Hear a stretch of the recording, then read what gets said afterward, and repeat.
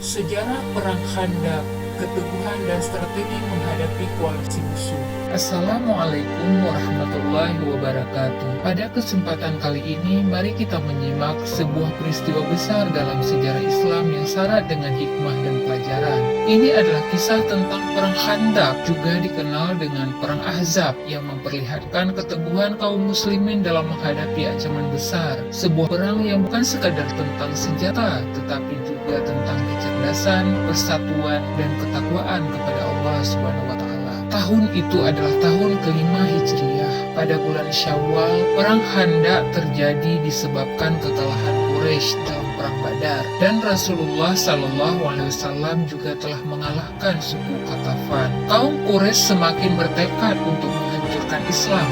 Namun kali ini mereka tidak sendiri. Mereka membentuk koalisi besar dari berbagai suku, termasuk Bani Nazir dan Bani Ghatafan, hingga jumlah mereka mencapai 10.000 orang. Sebuah kekuatan yang sangat besar, jauh melampaui jumlah kaum muslimin yang hanya 3.000 orang. Mengetahui ancaman ini, Rasulullah Shallallahu Alaihi Wasallam segera mengumpulkan para sahabat dalam musyawarah. Dalam suasana genting, muncullah seorang sahabat bernama Salman Al-Farisi. Wahai Rasulullah, sesungguhnya dahulu ketika kami di negeri Persia, apabila kami dikepung musuh, maka kami membuat parit di sekitar kami, dan itu merupakan strategi yang sangat jitu dan belum dikenal oleh bangsa Arab sebelumnya.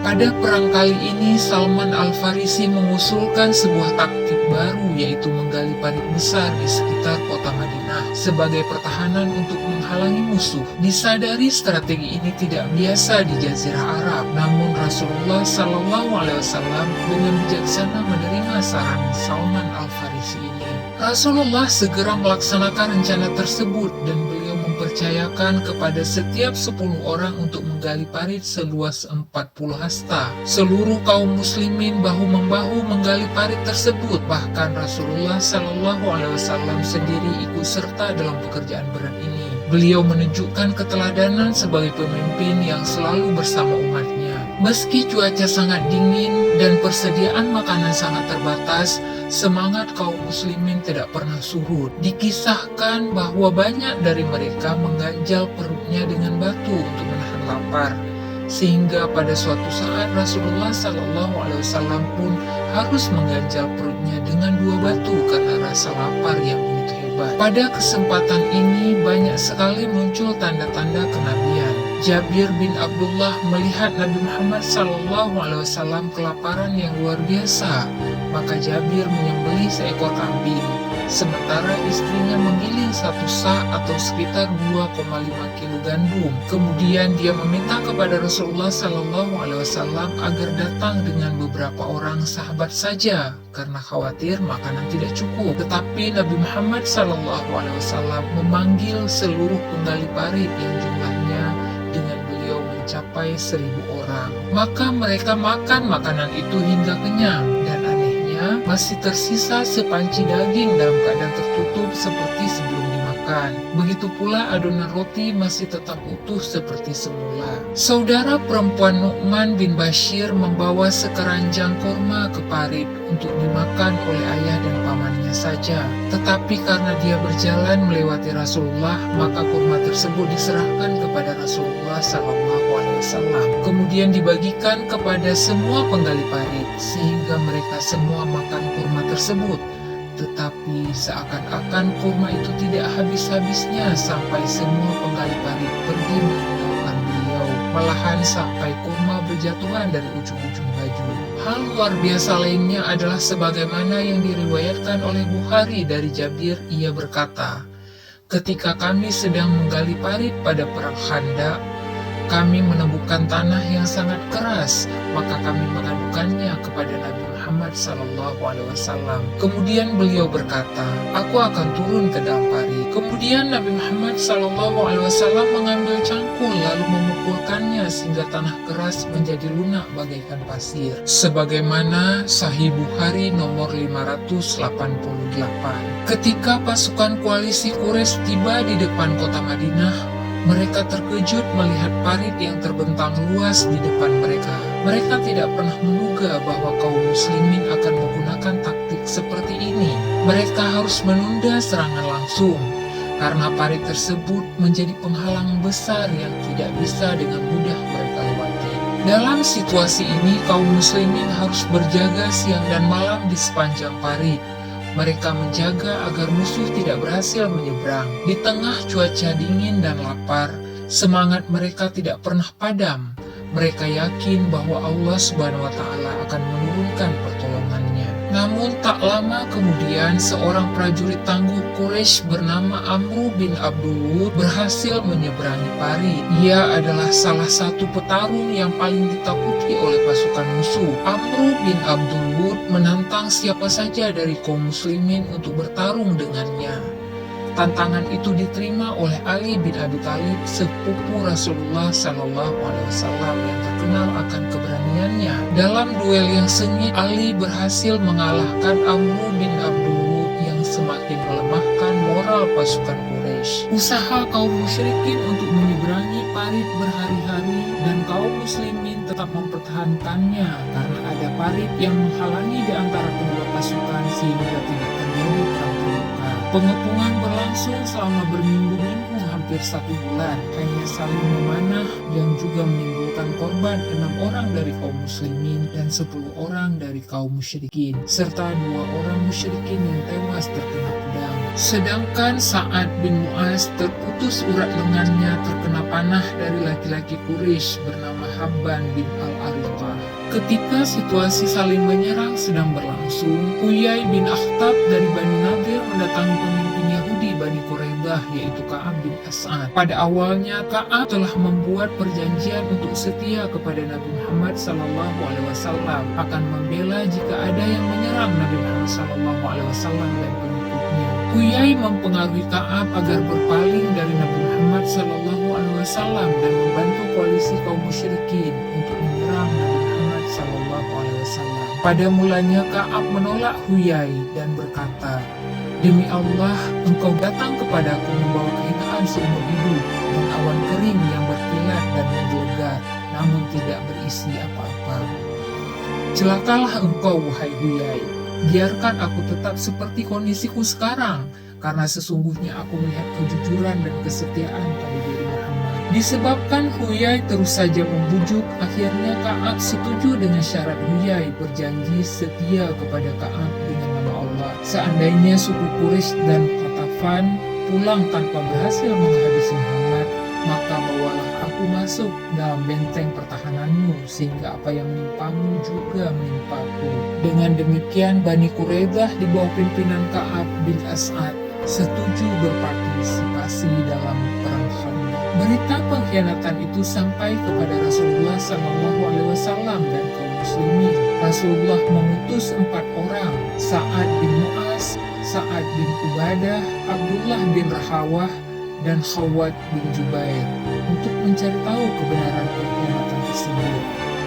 Sesampai di perkampungan Bani Quraidah, orang-orang Yahudi di sana secara terang-terangan mencaci Rasulullah dan menunjukkan sikap permusuhan. Mereka berkata, tidak ada kesepakatan antara kami dengan Muhammad. Setelah mendapatkan kepastian tentang pengkhianatan tersebut, Rasulullah diam cukup lama, kemudian bangkit dan berkata, "Allahu Akbar, wahai kaum muslimin, optimislah kalian dengan kemenangan dan pertolongan Allah. Segala puji bagi Allah yang menciptakan suatu perkara di sisinya untuk menghinakan musuh dan mencerai-beraikan persekutuan musuh kaum muslimin dan Rasulnya, yang membuat mereka mundur dan lari kocar-kacir. Di suatu malam, Nu'aim bin Mas'ud menyeberangi parit, sengaja datang kepada Rasulullah dan menyatakan dirinya masuk Islam serta mengucapkan syahadat di hadapan Rasulullah SAW. Kemudian Nu'aim berkata, "Wahai Rasulullah, sesungguhnya saya telah masuk Islam, tetapi kaumku tidak mengetahui tentang keislamanku. Maka perintahkanlah apa saja yang harus saya lakukan." Nabi Muhammad SAW berkata, "Engkau hanya seorang diri, maka berbuatlah semampumu agar mereka tidak menolong kaum Quraisy. Sesungguhnya perang itu adalah tipu daya." Pada saat itu juga Nu'aim pergi menuju Bani Quraidah karena masih ada kekerabatan pada masa jahiliyah dulu, dan berkata, "Kalian tahu kecintaanku kepada kalian antara sukuku dan suku kalian?" Jawab mereka, Iya, kau benar. Kemudian Nuaim melanjutkan, sesungguhnya orang-orang Quraisy itu tidak sama dengan kalian. Negeri ini adalah negeri kalian. Di sini terdapat harta, anak-anak, dan istri kalian tinggal, dan kalian tidak akan bisa pindah ke daerah lain. Sesungguhnya kaum Quraisy dan Ghatafan itu datang untuk menyerang Muhammad dan pengikutnya.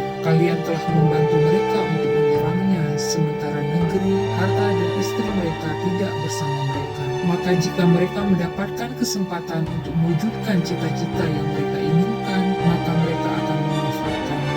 Namun, jika tidak, maka mereka akan pulang ke negeri mereka dan meninggalkan Muhammad dan kalian, sehingga Muhammad bisa membalas perbuatan kalian atasnya. Kemudian mereka berkata, apa yang harus kami perbuat, wahai Nuaim? Jangan berperang bersama mereka sebelum mereka memberikan jaminan kepada kalian. Mereka berkata, engkau telah memberikan pendapat yang benar. Selanjutnya Nuaim pergi menuju orang-orang Quraisy dan berkata kepada mereka, bukankah kalian tahu betapa sayang dan tulusnya saranku kepada kalian? Mereka menjawab, tentu. Lalu Nuaim berkata lagi, sesungguhnya orang-orang Yahudi merasa menyesal atas pengkhianatan mereka terhadap Muhammad dan sahabatnya. Mereka telah berulang kali mengabarkan kepada Muhammad bahwasannya mereka akan menerima harta jaminan dari kalian yang akan mereka bayarkan kepada Muhammad, dan setelah itu mereka akan loyal kepadanya untuk menyerang kalian. Maka jika orang Yahudi meminta jaminan itu kepada kalian, jangan kalian berikan kepada mereka. Kemudian Nuaim pergi ke Bani Ghatafan dan mengatakan hal yang sama kepada mereka. Pada malam Sabtu bulan Syawal tahun kelima Hijriah, orang-orang Quraisy mengirim utusan kepada orang-orang Yahudi. Mereka berkata, kami tidak bisa lagi diam berlama-lama di sini. Kaki dan sepatu kami telah rusak, maka bergabunglah bersama kami sehingga kita bisa menghabisi Muhammad. Maka orang-orang Yahudi memberitahukan kepada utusan tersebut bahwa kalian sudah tahu musibah yang menimpa orang-orang sebelum kami ketika mereka melanggar larangan pada hari Sabtu, dan di samping itu kami tidak akan berperang bersama kalian kecuali jika kalian mengirimkan harta jaminan kepada kami. Ketika berita yang dibawa oleh utusan Quraisy dan Ghatafan ini sampai, orang-orang Yahudi dan Ghatafan berkata, demi Allah, Nuaim benar. Orang-orang Quraisy mengirim utusan kepada orang-orang Yahudi untuk menyampaikan berita dengan jawaban, demi Allah, kami tidak akan mengirimkan jaminan apapun kepada kalian. Orang-orang Yahudi Bani Quraidah berkata, demi Allah, Nuaim benar. Maka kedua kelompok itu pun saling acuh tak acuh dan terjadi perpecahan di antara mereka, sehingga semangat juang kaum Quraisy menjadi berkurang. Kaum muslimin terus berdoa kepada Allah agar memperoleh rasa aman. Rasulullah pun berdoa agar Allah menghancurkan dan mencerai-beraikan pasukan sekutu tersebut. Dan akhirnya pertolongan Allah Subhanahu wa Ta'ala tiba. Allah mengirimkan badai besar melanda wilayah musuh dan menghancurkan kemah-kemah mereka, dan angin kencang menerbangkan tempat-tempat masak mereka. Api unggun padam, tali-tali kemah mereka terlepas dan terbang, sehingga mereka tidak tenang lagi. Kecemasan dan ketakutan luar biasa menyelimuti hati mereka. Semangat pasukan koalisi mulai hancur dan mereka pun memutuskan untuk mundur. Rasulullah mengirimkan intel, yaitu Huzaifah bin Al-Yaman, untuk mengetahui keadaan musuh. Huzaifah mendapati kondisi mereka dalam keadaan sangat buruk dan bersiap-siap untuk pulang. Pada pagi harinya Rasulullah melihat bahwa Allah telah mengusir mereka tanpa mendapatkan apa yang mereka inginkan. Dengan izin Allah Subhanahu wa Ta'ala, tanpa pertempuran besar-besaran, kaum muslimin berhasil mempertahankan Madinah dari ancaman kehancuran. Demikian sahabat doa Umi, perang Khandaq adalah salah satu perang yang sangat penting dalam sejarah Islam yang mengajarkan banyak hal. Di dalamnya terdapat pelajaran tentang pentingnya musyawarah, kebijaksanaan dalam mengambil keputusan, serta keteguhan iman dan keyakinan kepada pertolongan Allah Subhanahu wa Ta'ala. Semoga video ini bermanfaat bagi kita dalam kehidupan sehari-hari. Terima kasih. Assalamualaikum warahmatullahi wabarakatuh. Mohon berkenan memberikan like, subscribe, dan tuliskan pendapat kamu di kolom komentar, serta nyalakan lonceng notifikasinya.